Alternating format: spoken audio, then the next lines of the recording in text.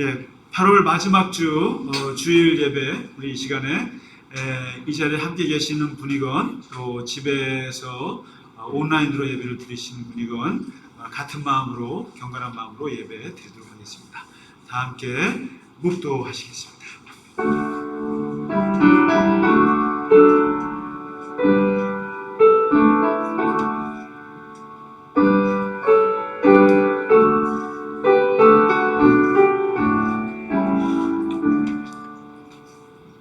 평강의 하나님이 친히 너희를 온전히 거룩하게 하시고 또 너희의 온 영과 혼과 몸이 우리 주 예수 그리스도께서 강림하실 때에 흠없게 보존되기를 원하노라.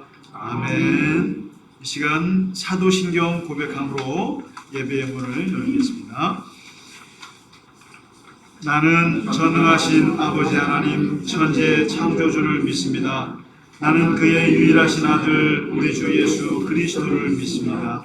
그는 성령으로 잉태되어 동정녀 마리아에게서 나시고 본디오 빌라도에게 고난을 받아 십자가에 못 박혀 죽으시고 장사된 지 사흘 만에 죽은 자 가운데서 다시 살아나셨으며 하늘에 오르시어 전능하신 아버지 하나님 우편에 앉아 계시다가 거기로부터 살아있는 자와 죽은 자를 심판하러 오십니다. 나는 성령을 믿으며 거룩한 공교회와 성도의 교제와 죄를 용서받는 것과 몸의 부활과 영생을 믿습니다. 아멘.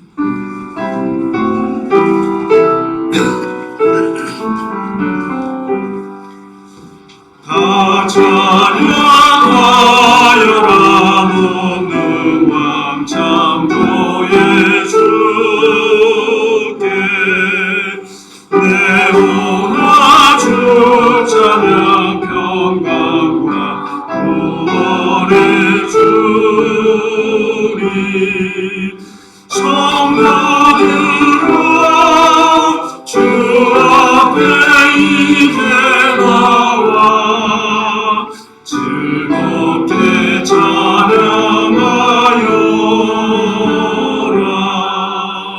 다 찬양하여라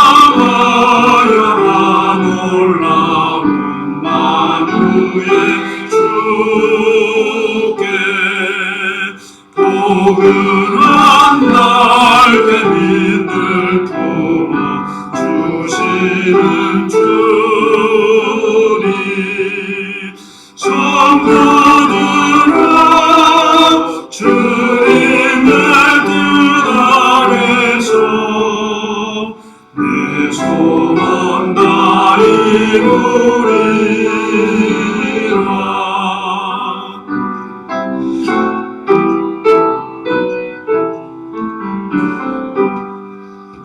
다 찬양하여라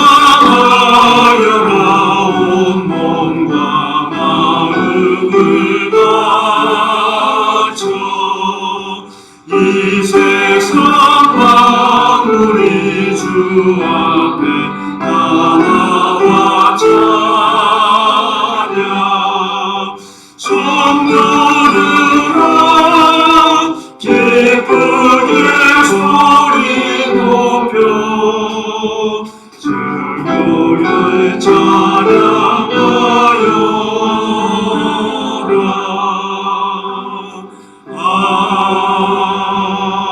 아멘. 성시교도 교동문 55번 시편 127편의 말씀 함께 교독합니다.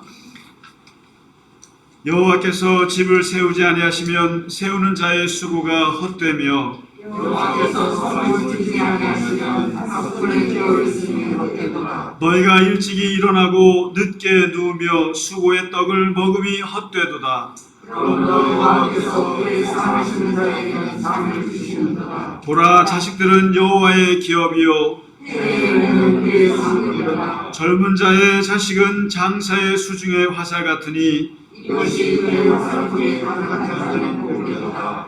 그들의 성문에서 그들의 원수와 담판할 때에 수치를 당하지 아니하리로다. 아멘.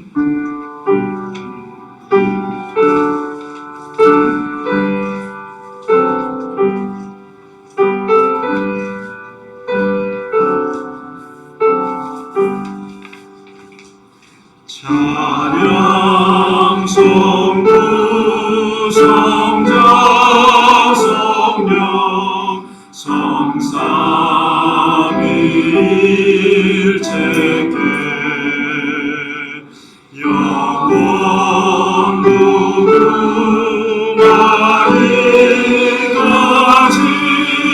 영광을 돌리세 영광을 돌리세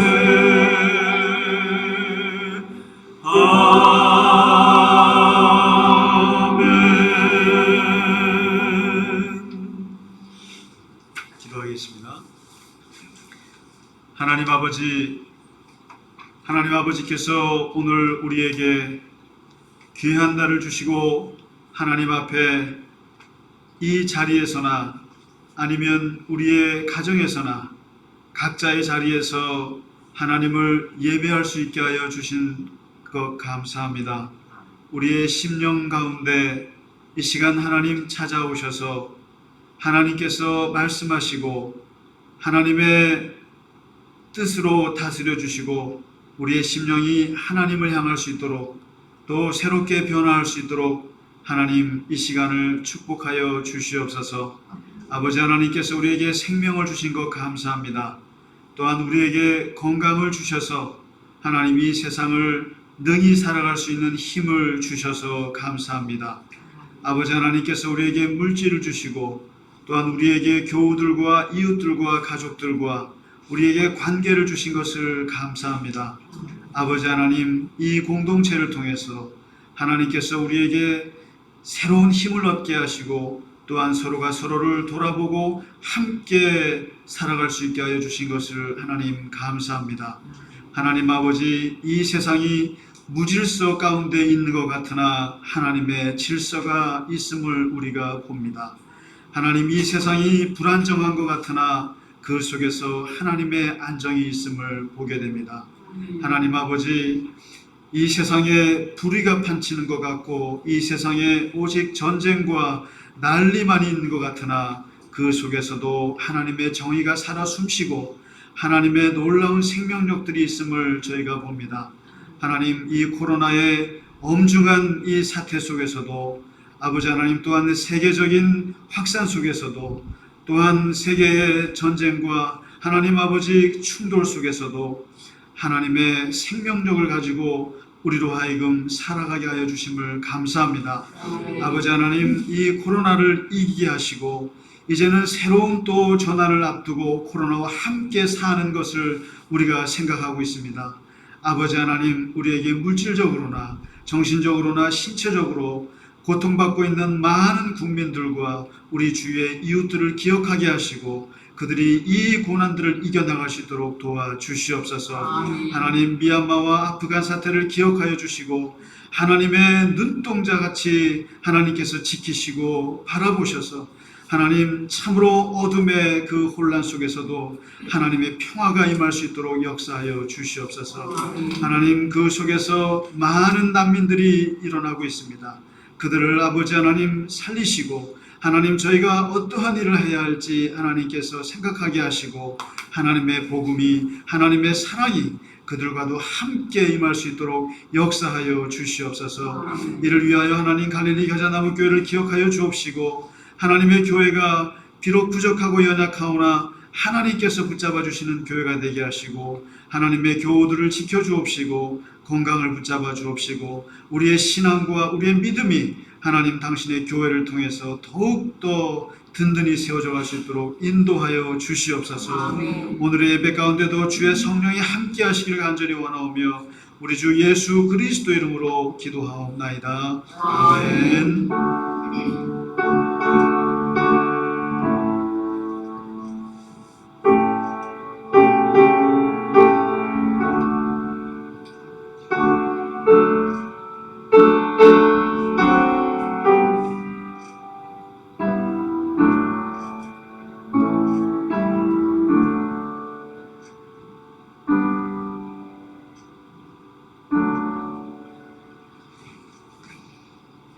찬송가 453장 1절 2절 간주 4절 함께 하겠습니다.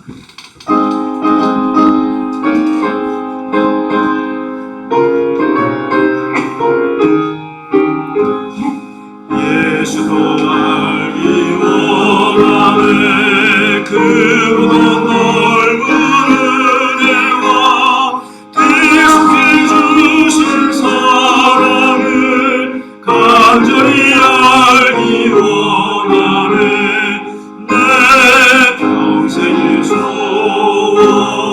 내 평생의 소원 대속해 주신 사랑을 간절히 알기 원하네 성령이 스승되셔서 진리를 가르치시고 거룩한 뜻을 깨달아 예수를 알게 하소서 내 평생의 소원 내 평생의 소원 대속해 주신 사랑을 간절히 알기 원하네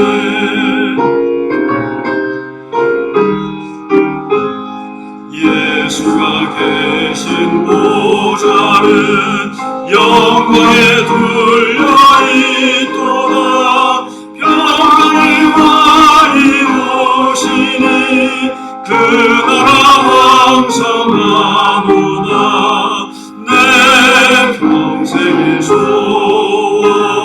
내 평생의 소원 대속해 주신 사랑을 간절히 알기 원하네.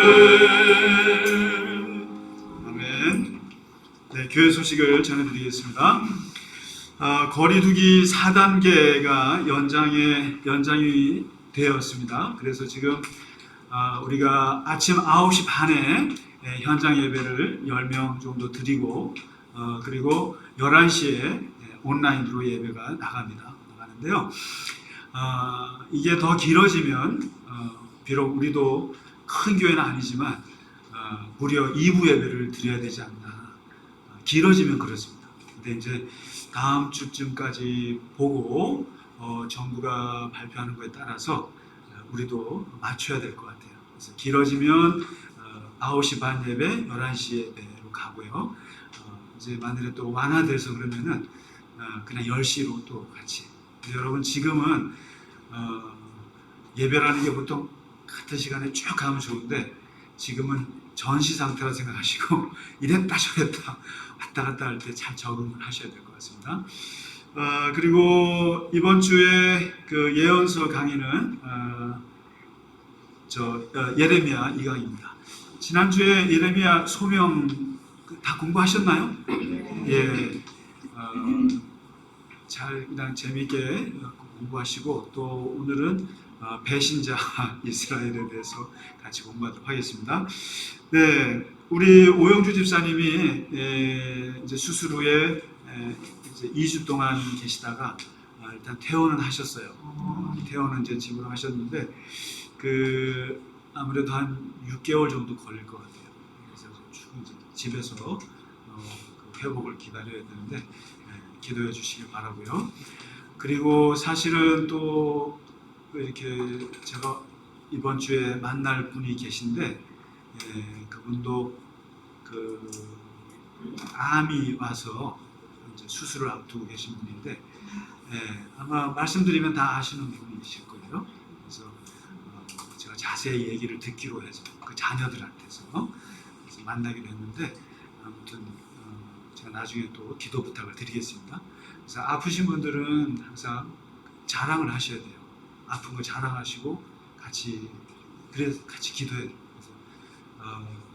그래서 잘한 건 자랑하지 마시고 아픈 건 자랑하셔야 돼요. 그래서 서로가 중보이 될 수 있게. 자, 그리고 오늘 보고 싶었던 권사님이 오셨는데 너무너무 반갑습니다. 2년 만에 뵙는 거. 권사님 반갑습니다. 박수로.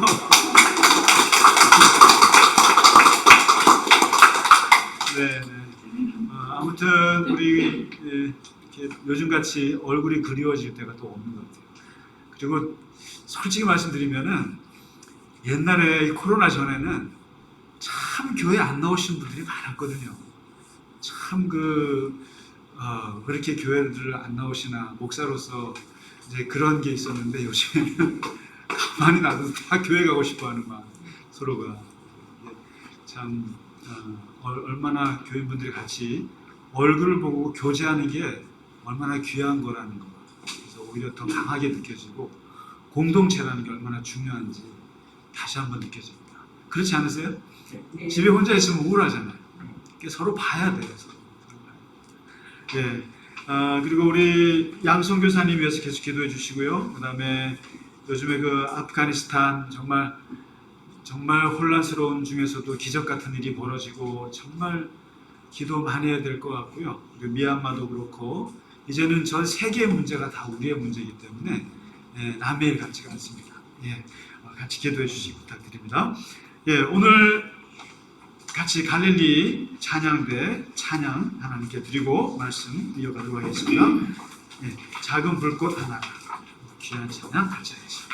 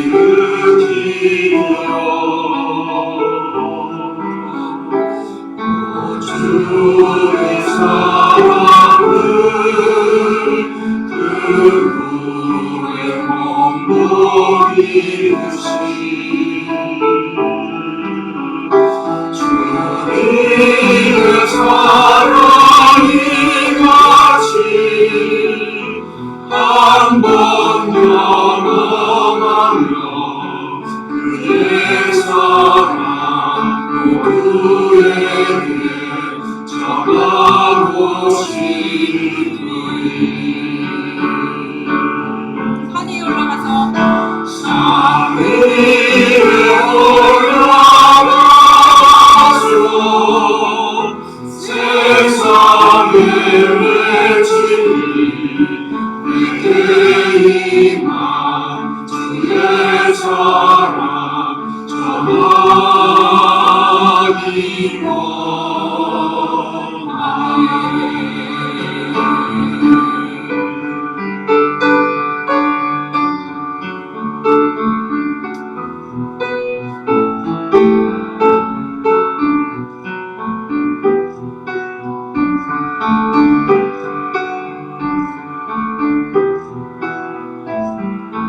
친구여 당신께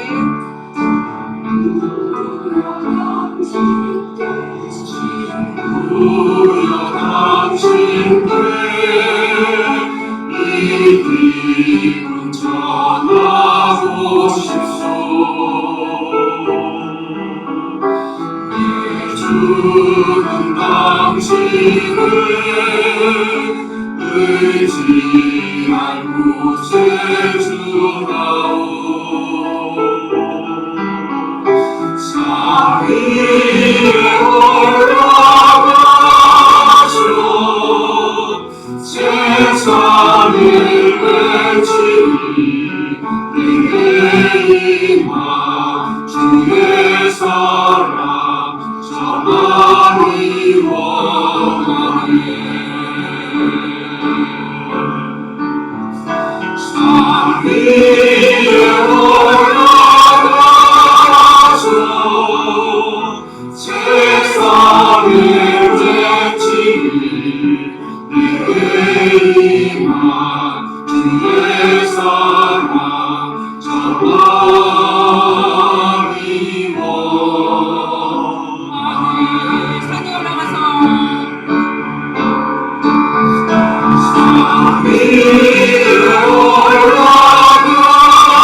올라가서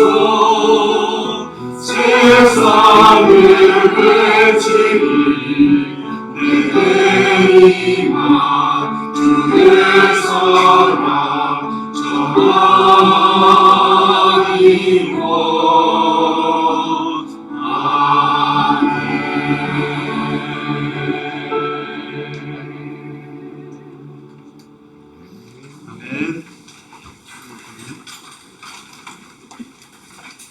2절 먼저 들어가신 분들 누구예요? 네. 화음인 것 같아요. 화음이 된 것 같아요. 예, 오늘 우리에게 주신 하나님 말씀 보겠습니다. 사도행전 13장, 13장 44절부터 52절의 말씀 드리겠습니다. 사도행전 13장 44절에서 52절 같이 한 목소리로 같이 읽겠습니다. 그 다음 안식일에는 온 시민이 거의 다 하나님의 말씀을 듣고자 하여 모이니 유대인들이 그 무리를 보고 시기가 가득하여 바울이 말한 것을 반박하고 비방하거늘 바울과 바나바가 담대히 말하여 이르되 하나님의 말씀을 마땅히 먼저 너희에게 전할 것이로되 너희가 그것을 버리고 영생을 얻기에 합당하지 않은 자로 자처하기로 우리가 이방인에게로 향하노라. 주께서 이같이 우리에게 명령하시되 내가 너를 이방의 빛으로 삼아 너로 땅끝까지 구원하게 하리라 하셨느니라 하니 이방인들이 듣고 기뻐하여 하나님의 말씀을 찬송하며 영생을 주시기로 작정된 자는 다 믿더라. 주의 말씀이 그 지방에 두루 퍼지니라. 이에 유대인들이 경건한 귀부인들과 그 신의 유력자들을 선동하여 바울과 바나바를 박해하게 하여 그 지역에서 쫓아내니 두 사람이 그들을 향하여 발에 티끌을 떨어버리고 이고니온으로 가거늘 제자들은 기쁨과 성령이 충만하니라. 아멘. 사도행전 13장과 14장 이 두 장은 이제 드디어 바울의 시대가 시작이 됐다는 겁니다. 지난주에 우리가 안디옥 교회의 귀한 모습을 같이 보았는데 그 안디옥 교회가 이제 5명의 지도자 중에 두 사람을 하나님의 성령께서 보내라고 합니다. 근데 그게 누구냐면은 바울과 바나바. 그러니까 5명 중에서도 가장 핵심적인 지도자 둘을 뽑아서 지중해로 이제 보내거든요. 그래서 드디어 이 13장과 14장은 바울의 1차 전도 여행입니다. 바울이 한 3번, 길게는 어떻게 보면 4번 정도 이 선교 여행을 했죠. 그래서 지금 그 키로수를 따지면은 여기서 미국까지 걸어가는 정도의 거리인데, 이 1차 선교 여행을 어디로 가냐면 이제 터키로 가요.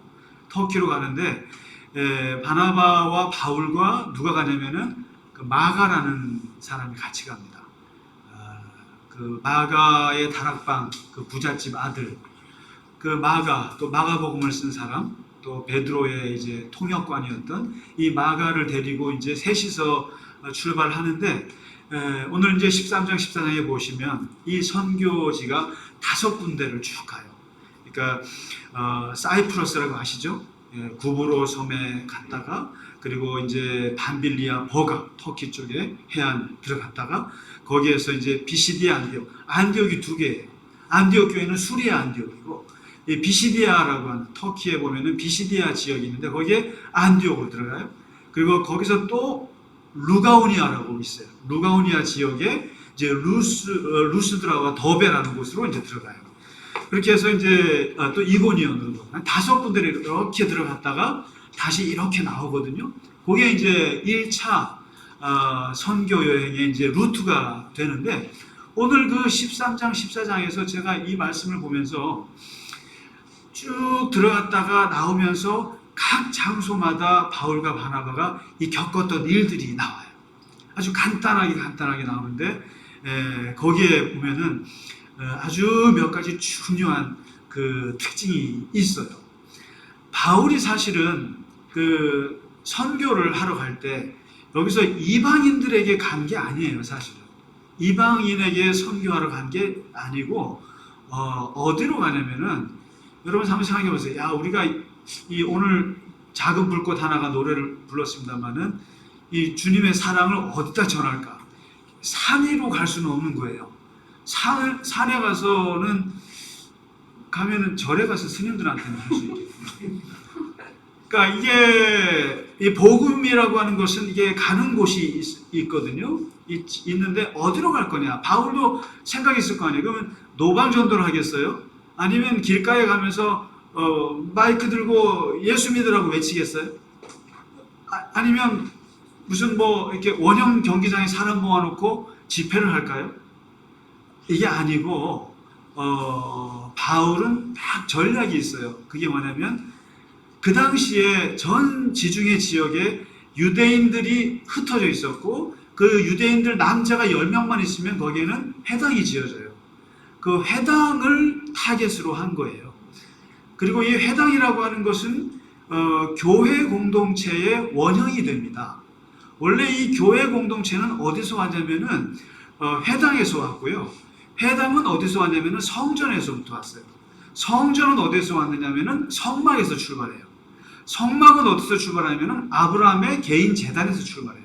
교회의 이 원형은 아브라함의 개인 제단에서 출발해서 모세의 성막에서 발전하고 그리고 솔로몬의 성전에서 아주 했다가 그 다음에 나라를 빼앗기고 포로가 되면서 성전이 무너지고 나서 생긴 게 회당이에요. 그러니까 교회라고 하는 것은 성전 같은 제사 기능도 있어요. 그래서 우리가 예배 같이 드리는 거예요. 제사 드리는 것도 있지만 회당이라는 게 생기면서 교제 기능이 생긴 거예요. 성전에서는 교제 안 해요. 예배만 드리지. 근데 회당에서는 그 얼마나 불쌍해요. 포로로 남의 나라 끌려가서 이민자 생활하면서 여러분 미국 이민사회 다 아시잖아요. 그러면 우리끼리 모여 살아야 되잖아요. 그 교회라고 하는 것도 이민사회에서는 그 회당에서는 서로 위로하고 그 다음에 뭐 부족한 것을 나눠주고 그 다음에 들어올 때 비자 같은 거 챙겨주고 하는 걸 다 회당에서 해준단 말이에요. 그런 게 있어요. 그 다음에 회당에서 중요한 게 교육이에요. 교육. 가르쳐야 될 거 아니에요. 우리가 나라 빼앗겼는데 이방 나라에 와서 아이들을 정체성을 심어줘야 되니까 교육이. 그래서 회당에서는 제사와 그리고 예배와 교육과 교제. 그래서 그 모형을 딴 게 교회예요. 그래서 교회라고 하는 것에는 캐리그마, 하나님의 말씀, 그 다음에 디다케, 교육, 그리고 디아코니아, 봉사, 그리고 뭐가 있죠? 하나가 뭔가 빠진 것 같다? 코이노니아가 빠졌어요. 진짜 머리 좋습니다. 이 네 가지가 회당에서 하는 거, 교회에서도 하는 거예요. 그러니까 이 회당은 열려 있어요. 그래서 이제 지나가는 우리 유대인들이 와서 안식일이 되면은 혹시 뭐 말씀을 깨달은 사람, 랍비가 지나간다거나 또는 유명한 저명인사가 오거나 또는 뭐 뭔가 깨달은 내가 말씀에 대해서 뭔가 율법에 말하고 싶은 사람은 누구나 와서 말할 수가 있어요. 와서 자기 주장을 얘기할 수 있다는 거죠. 그러니까 바로 바울과 바나바가 이 회당을 타겟으로 해서 전도를 하는 거예요. 그러니까 그 회당에 누가 있겠어요? 해외 동포들이죠. 그러니까 여러분 우리가 미국 가서 내가 복음을 전해야지 했을 때는 대부분 가서 미국의 해외 동포들 교회 가서 하는 거예요. 그런 것처럼 해외 동포들 앞에서 이제 복음을 전하는데 바울이 말이죠. 그러니까 처음부터 이방인들을 생각한 게 아니에요. 아니고 근데 그 회당에는 놀랍게도 이방인들도 들어와요. 그렇지 않겠어요? 거기서 생겨난 또 이렇게 가족들이 있을 거 아닙니까? 그래서 이방인들도 들어와요. 그 사람들을 하나님을 경외하는 사람이다. 사도행전에 여러 말이 나와요. 하나님을 경외하는 사람. 이게 뭐냐면 유대인은 아닌데 이방인인데 유대교에 들어가고 싶어요. 관심이 많아. 그래서 그냥 회당에 다니면서 이렇게 관심 있게 듣는 사람들을 하나님을 경외하는 사람들. 이게 마음이 오픈된 사람들이에요. 그 사람들이 주로 예수님을 많이 믿게 되는데요. 이 사람들을 대상으로 이제 복음을 전하는데 여기 보면 이제 구브로에 가서는 총독을 전도를 했어요. 이름이 서기오 바울이라는 사람 전도했어요. 또 반면에 바예수라고 하는 마술사가 방해를 해요. 이걸 또 그러니까 어떤 사람은 예수를 믿게 되고 어떤 사람들은 방해하고. 그래서 이제 그 다음에 비시디아 안디옥에 갔어요. 비시디아 안디옥에 가서 또 회당에서 하는데 오늘 13장에 보시면은 그 후반부가 다 바울의 첫 설교예요, 이게. 바울이 예수님 만나고 나서 13년, 14년 만에 하는 첫 설교문이 오늘 13장에 기록이 되어 있거든요. 이 회당에서 설교를 하는데 핵심은 그거죠. 예수님을 통해서 여러분이 그토록 기다려왔던 구약의 그 하나님의 약속이 성취되었다. 바로 모세가 약속했고 아브라함이 얘기했고 수많은 예언자들이 얘기했던 그 메시아에 대한 얘기가 바로 예수 그리스도다. 이걸 이제 설교를 한 거예요. 그러니까 여기서 사람들이 반응이 이제 나타나지 않겠어요? 아, 그게 맞나 보다.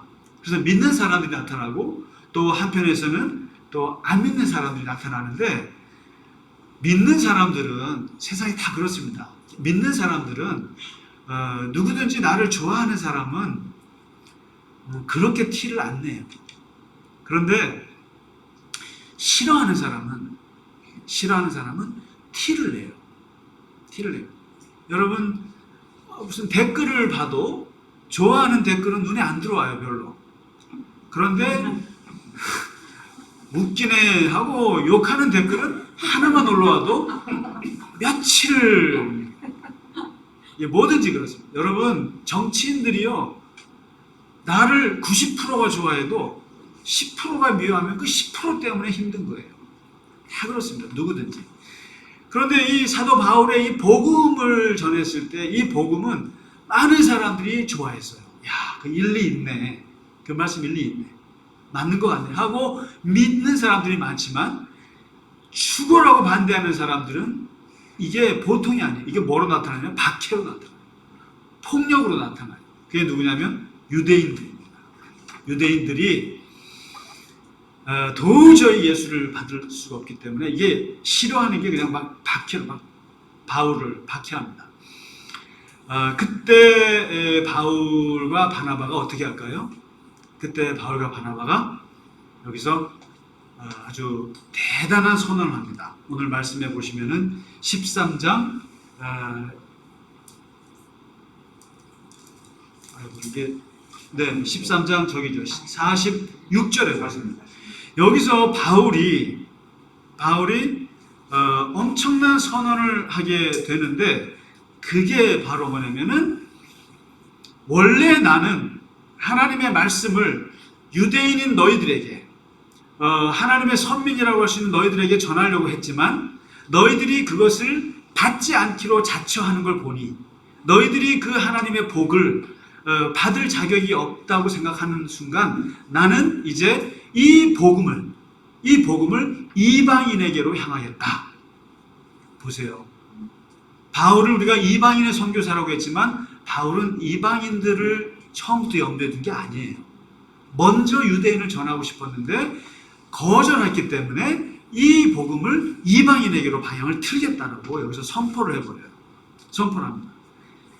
이 13장 46절의 바울의 이 선포는, 이게 기독교 복음의 엄청난 대전환을 가져오는 선포의 말씀이에요. 이방인에게로 향하겠노라. 세상의 모든 위대한 일들은 사실상 수많은 거절의 역사에서 시작됩니다. 내가 이방인에게로 가려고 해서 가는 경우는 없어요. 모든 위대한 성공들은 다 수많은 실패와 거절들의 역사예요. 면접을 50번씩 보고 떨어졌을 때, 그 세상에 많은 위대한 사업가들 보세요. 그리고 많은 위대한 정치인들 보세요. 위대한 영성가들 보세요. 누구 하나 세상에 거절을 당해보지 않은 사람이 없어요. 그리고 이 거절이라고 하는 것이 얼마나 아픈 건지 아세요, 여러분? 그래서 우리가 남에게 상처를 주지 않으려고 거절하는 것도, 어떻게 상처 안 주면서 거절하는 것도 기술이에요. 그렇죠?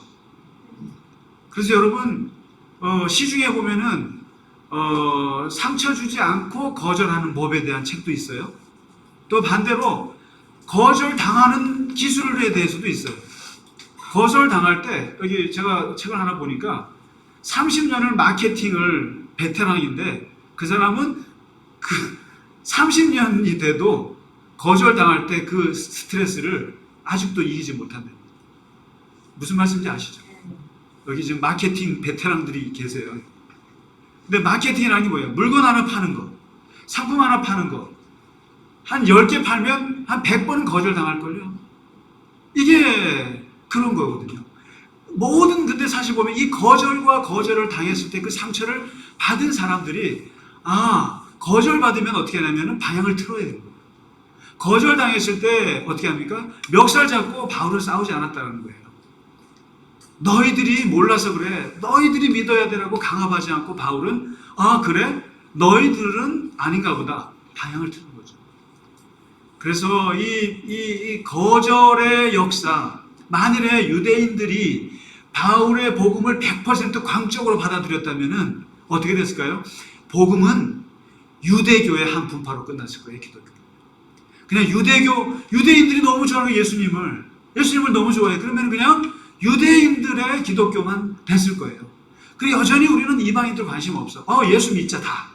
우리 국민 모두가 다 예수 믿자 이렇게 됐을 거예요. 그런데 유대인들이 거절했어요. 유대인들이 거절하니까 그 상위에 올라간 그 귀한 그 음식이 어디로 가냐면은 상 밑에 개한테 간 거예요. 개에게 떨어져. 개가 누굽니까? 이방인이죠. 이방인들에게 향하노라. 그러면서 이방인에게 눈을 뜨게 되는 기독교. 그리고 바울은 막막했을 거예요. 내가 말은 이렇게 했지만 도대체 이걸 어떻게 이방인들에게 전하나. 이게 어떻게 보면 블루오션이잖아요. 아무도 개척해보지 못한 새로운 세계를 향해서 바울과 바나바가 뛰어들어야 되는 상황이에요. 이게요. 이방인을 향해서. 사실 우리가 기독교인들이, 우리 그리스도인들이 이방인들에 대해서 그리고 세상에 관심을 갖고 그리고 세상 사람들의 고통을 우리가 관심 있게 보는 이유가 바로 이 바울의 이방 선교에 있어요. 이방 선교. 그건 물론 예수님으로부터 출발했습니다만은 이방인들에 대해서 관심이 우리가 무지무지 많아요. 그리스도인들은 그렇게 될 수밖에 없어요. 요즘에 보면은 지난주에 정말 저는 한 단어가 또 계속 미라클. 그럼 너무너무 감동을 받았어요. 우리나라가 이제는 지난번에 아덴 여명 작전인가요? 거기서는 우리 국민들을 구출하는 걸 봤죠. 잘했다. 근데 이번에는 이방인들을 구출하는 것을 봤어요. 저는요, 왜 이 구출이라고 하는 거에 제가 아주 깊은 관심을 갖게 되냐면은 전쟁터 나가서 저는 우리나라 군인들이 나가서 아프간 탈레반을 몇 명 죽였다 이런 건 관심 없어요. 그리고 전쟁에서 이겼다 이런 건 별로 관심 없어요. 좋아하지도 않아요. 그거는 베트남에 가서 잘 싸웠다 별로 저는 자랑스럽지도 않아요. 그런데 가장 제가 주목해서 보는 것은 구출 작전이에요. 구출 작전. 구출이라고 하는 것은 기독교 신학의 가장 중요한 개념이 구출이에요. 그래서 기독교의 가장 중요한 신학은 구원론이에요. 하나님께서 인간을 구원하셨다. 레스큐하셨다. 이게 바로 구출이잖아요. 죽어가는 사람들을 살렸다. 이게 구원 신학이에요. 기독교는 누가 뭐라 해도 구원의 종교예요. 구원의 종교예요. 그래서 나같이 죄를 짓고 영원히 죽을 수밖에 없는, 정말 지옥 갈 수밖에 없는 그러한 영혼을 예수 그리스도의 나를 구출하셨다라는 게 기독교의 핵심이잖아요. 누군가를 구출했다. 아무 힘도 없고, 그리고 자기 스스로는 자력으로 나올 수 없는 사람들을 구출했다. 이것은 정말 위대한 일이에요. 그래서 기독교의 선교, 기독교의 이방인 선교는 구출 작전인 거예요. 모든 게 다 구출이라는 생각을 하셔야 돼요. 이슬람 사람들을 예수 믿게 해서 그들이 다 예수 믿는 사람들이 되어야지, 이런 정신이 아니라 그들로 죽음에 있는 사람들부터 구해내는다는 생각, 그게 선교예요. 그래서 선교하는 거예요. 우리 양석 교사님이 필리핀 미얀마에 가서 왜 지금 고생하세요? 예수 믿는 사람들 숫자 늘리려고요? 천만의 말씀이에요. 그분이 캐나다에서 그 좋은 연금 다 받을 수 있는 그 환경 놔두고 그 필리핀 오지로 가셔가지고 지금 그 코로나 엄중한 상황에서 미얀마에서 고생하시는 이유가 뭐예요? 가서 빵 공장 만들어가지고 먹이고 입히고 하는 이유가 뭡니까? 그게 다 구출이에요. 구출이에요. 구출은 위대한 일이에요. 이번에 보니까 공군 그 공정통제사들이 갔던데 저는 공군에 레스큐만 있는 줄 알았어요. 그 조종사 구출하는 특수부대가 있는데 이렇게 수송기 모든 작전하기 전에 미리 가서 그 위치 알려주고 낙하 지점 알려주고 이거 공정 통제사들 이번에 CCT가 등장했는데 이 사람들 키워내는데 5년 이상 걸려요. 조종사랑 거의 맞먹을 정도. 아주 극소수인데 이런 사람들이 가서 저는 이번에 항상 저는 우리나라 외교부와 국방부를 저는 좀 사실 비판적이었거든요. 사실 국방부도 그렇고 외교부도 옛날부터 저는 미국이 부러웠던 게 있었어요. 미국은 다른 거 몰라도 해외에서 자국민들을 구출해내는 건 아주 그게 참 부러웠었거든요. 근데 보면은 막 외교부 하는 거 보면 막 우리나라 국민들 버리고 그런 옛날에 이미지가 많아서 되게 그러는데 이번에 보니까 일본은 연명이었다면서요. 보니까 우리나라 잘하는 그 피라미드 비상연락망 그게 가동을 했더만요. 그렇게 해서 다 버스로 모으는 거. 다른 나라들은 다 그거죠. 공항까지 오시오. 어떻게 공항까지 가요? 근데 우리나라 외교부는 이번에 보니까 기가 막히게 사람들을 모아서 치밀하게 해서 그거 보면서 자랑스럽긴 했어요. 다른 나라들 보니까 못하던데. 그래서 그런 면에서는 참 잘했다. 참 칭찬하고 싶고 뭐 선진국의 반열에 오른 것 같다고 했는데 선진국이라고 하는 게 돈 많은 걸 뜻하지 않습니다. 절대 그렇지 않습니다. 거기에 맞는 국격이라는 게 있어야 돼요. 그 보편적인 가치에 맞출 수 있어야 돼요. 그래서 저는 난민들에 대해서 우리나라 사람들이 힘들어하는 거 그거 뛰어넘어야 된다고 생각해요. 저 속에 탈레반이 있다. 저 속에 이슬람이 왔다. 이슬람이 왔으니까 전도하면 되잖아요. 이제 가수할 필요가 없잖아요. 그리고 저 속에 이 신생아도 있고 반이 어린아이라는데 그들 중에 미래의 아프간 지도자가 나오지 않을까요? 그들 중에 대한민국에서 밥을 먹고 자라고 교육받아서 아프간의 지도자가 돼서 거기에 민주정부를 세울 수 있다면 얼마나 좋을까요? 그리고 그들 중에 우리나라의 스티브 잡스 같은 사람이 나오지 않으리란 법이 있을까요? 스티브 잡스 아버지 시리아 사람이에요. 입양된 사람이에요. 그런 사람이 미국의 IT 업계의 역사를 바꿨어요. 미국이 강대국이 된 것은 이민자의 나라였기 때문에 그래요. 1, 2차 대전에 유럽의 모든 지식인들, 기술자들이 다 미국으로 갔어요. 제가 아는 신학자들만 해도 어마어마한 사람들이 가서 미국 신학계를 다 읽어놓은 사람들이 다 유럽 사람들이 가서 한 거예요. 오바마 이민자예요. 이민자들에 대해서 배타적인 생각을 갖고 있는 한 그 나라는 선진국은 아니에요. 여러분 요즘 유럽의 독일이 왜 뜹니까? 110만 명의 이민자들을 받아들였어요. 메르켈 누구예요? 동독 목사의 딸이잖아요.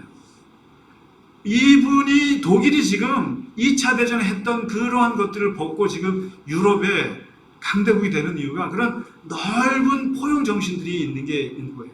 만일에 미국이 이제 앞으로 포용 정신을 잃어버리면 미국은 또 가라앉아요. 여러분 우리가 그 390명 온 거 가지고 저 탈레반 들어오면 이러면 안 돼요. 타자를 환대할 줄 알아야 돼요. 그리고 특히 이 그리스도인들은 그러면 안 돼요. 토라를 보시더라도 그러면 안 돼요. 토라 이 유대인들이 되게 배타적인 것 같지만 그들의 말씀에는 이런 게 있어요. 내 포도원의 열매를 다 따지 마라. 그리고 그 포도원에 떨어진 열매도 줍지 마라. 거류민들을 위해서 버려두라. 이게 이삭의 영성이에요. 이삭. 다 먹지 마라. 지나가는 이민자들, 난민들 줘라 이거예요. 그거예요. 거류민이 너희 땅에 거류하여 함께 있거든 너희는 그를 학대하지 마라. 그리고 너희와 함께 있는 거류민을 너희 중에서 나은 자처럼 여겨라. 너희 국민들처럼 여겨라. 그리고 사랑하라. 왜인지 아세요? 너희도 애굽 땅에서 거류민이 되었기 때문이다. 거지같이 살았잖아.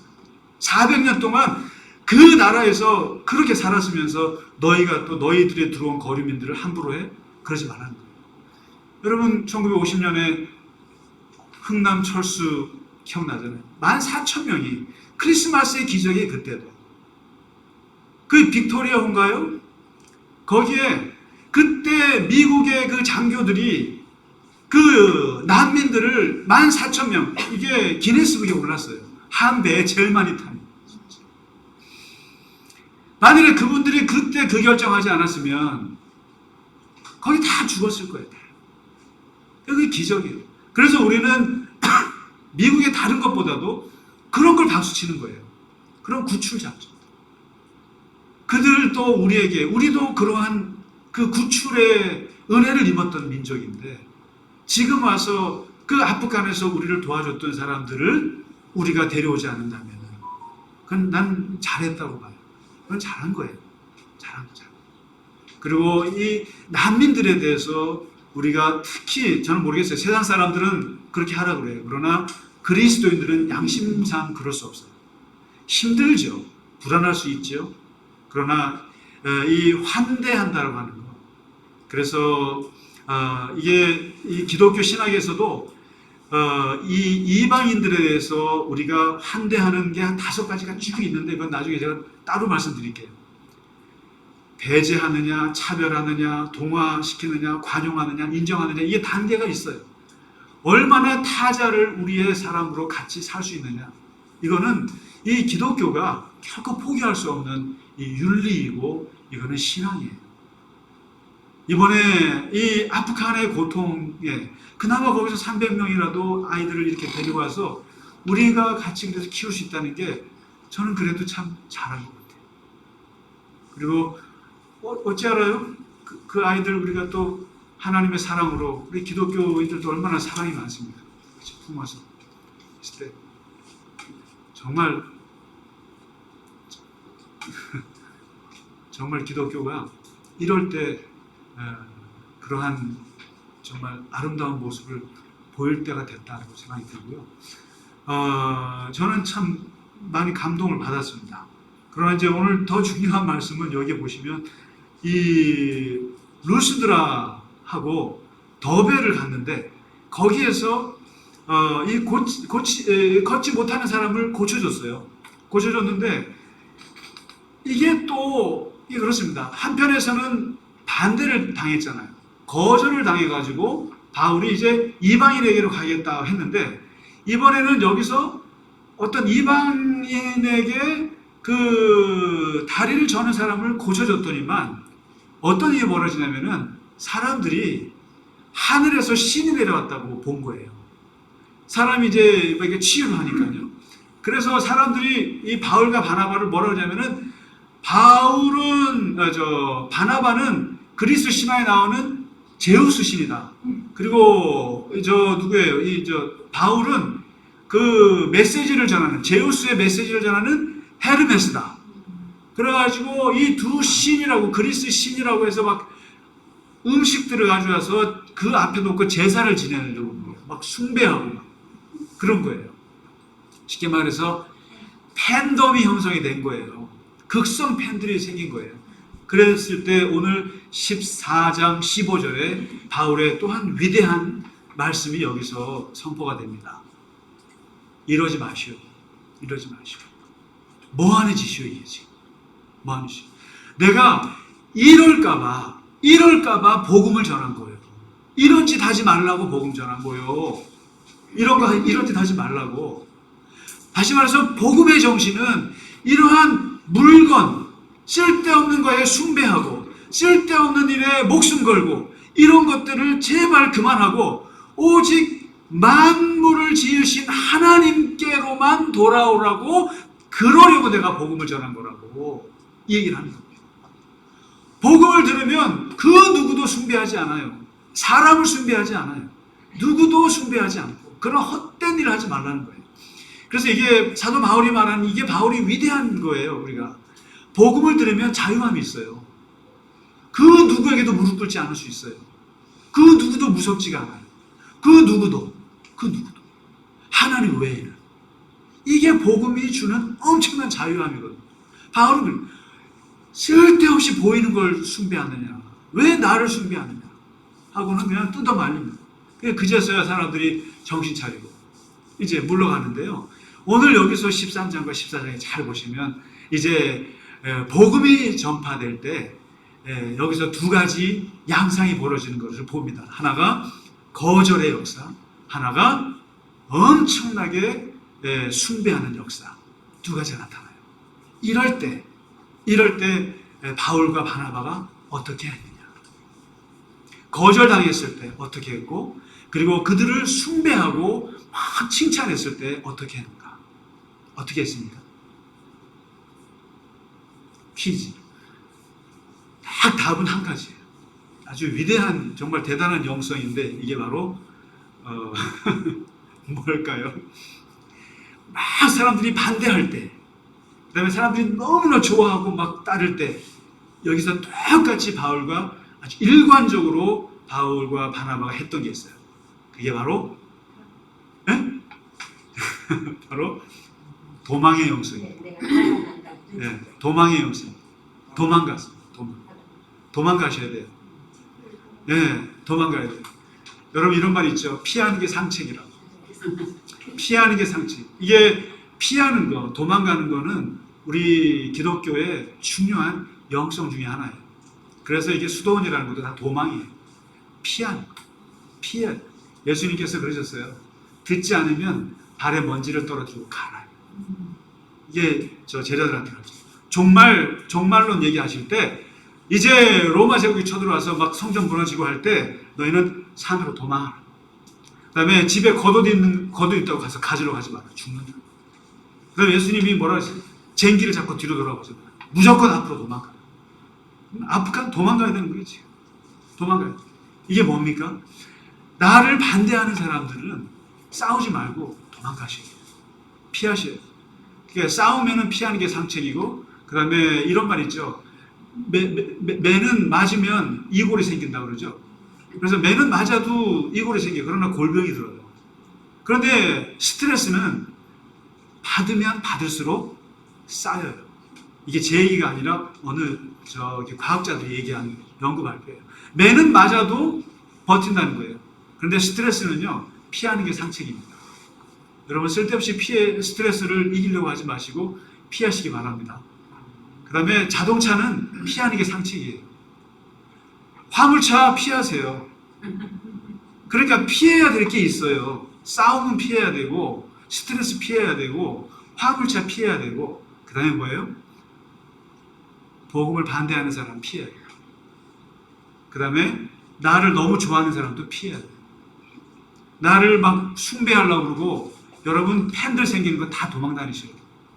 너무 좋아하는 거 피해야 돼요. 좋아하는 것도 피해야 되고 싫어하는 것도 피해야 돼요. 바로 이 도망의 영성. 오늘 사도 바울이 끝까지 23년을 복음을 전할 수 있었던 아주 중요한 방법은 도망이에요. 도망. 물론 도망가다가 돌에 또 맞아서 또 기절하기도 했습니다만은 중요한 건 안 싸운다. 여러분 도망가시기 바랍니다. 웬만하면 도망가시고, 웬만하면 싸우지 마시고, 웬만하면 피하시고, 그리고 너무 싫어하는 사람들하고도 그럴 필요 없고, 너무 좋아한다고 해서 거기에 또 그럴 필요도 없고, 그냥 피하시고. 바로 이 도망의 영성을 오늘 사도 바울을 통해서 봤습니다. 말씀을 마치겠습니다. 우리가 모든 위대한 일들은 거절을 통해서 이루어졌고, 그리고 기독교는 이방인의 눈을 띄게 됐고, 그리고 이 이방인의 우리가 관심을 가져야 한다라고 하는 것, 그리고 무엇보다도 항상 복음을 전할 때는 지혜로울 필요가 있다. 지혜로워야 한다는 말씀 오늘 같이 묵상했습니다. 우리 이 시간에 함께 찬양 드리고 봉헌하고 예배를 마치도록 하겠습니다.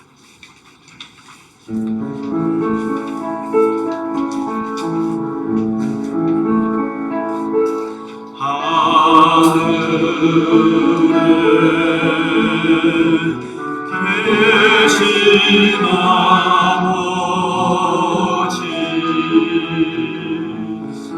이름 거룩하사 주님 나라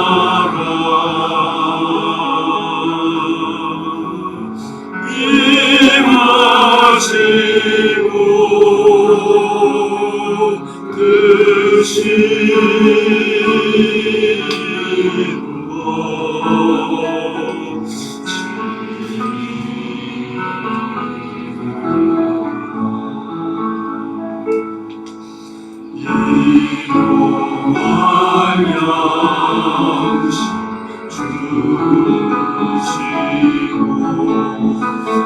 우리들의 큰 죄 다 용서하시고 또 시험에 들게 하시고 악에서 구원하소서. 내게 주의 나라 주의 권세 주의 영광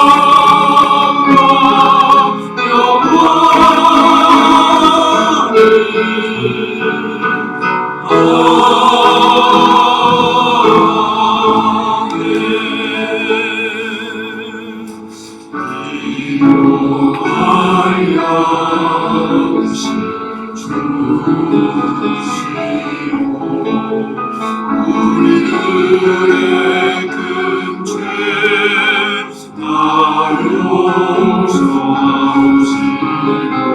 또 시험에 들게 하시고 악에서 구원하소서.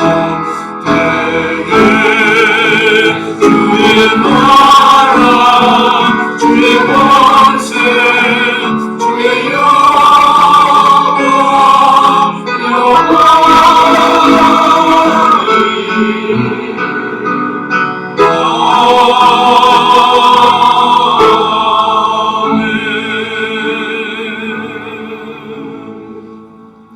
하나님 아버지, 하나님의 복음이 세상에 전파되었을 때 그 복음을 받지 아니하는 자들과 받는 자들 사이에서 우리가 그 복음을 통해서 하나님 우리의 인생의 방향이 바뀌고 우리가 어떻게 어디로 나아가야 할지 하나님께서 그러한 반응들을 통해서 하나님 나타나는 것을 봅니다.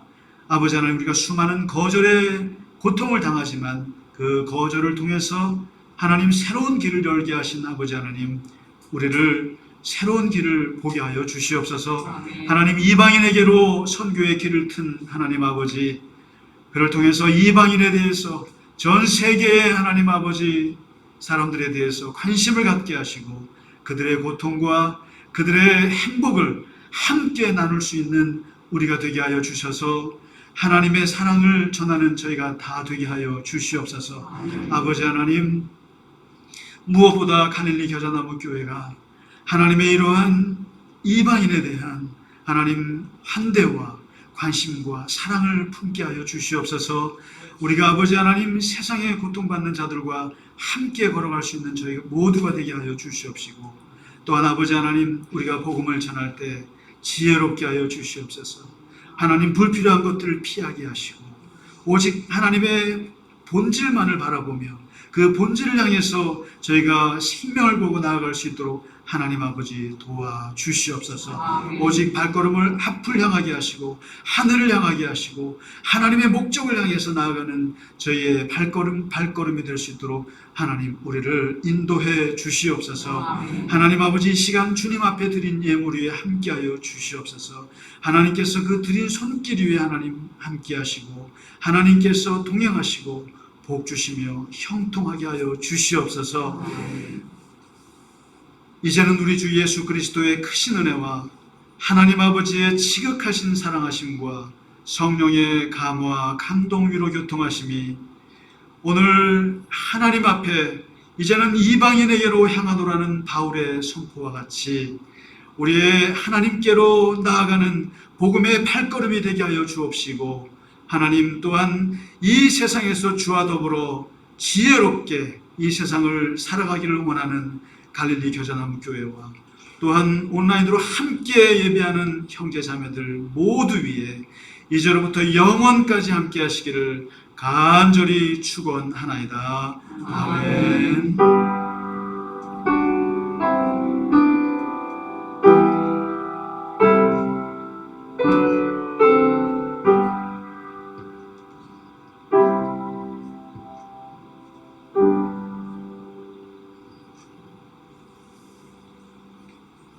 네, 주일 예배를 마치겠습니다. 네, 이번 한 주도 건강하시고 평안하시기를 간절히 바라겠습니다. 감사합니다. 감사합니다. 감사합니다.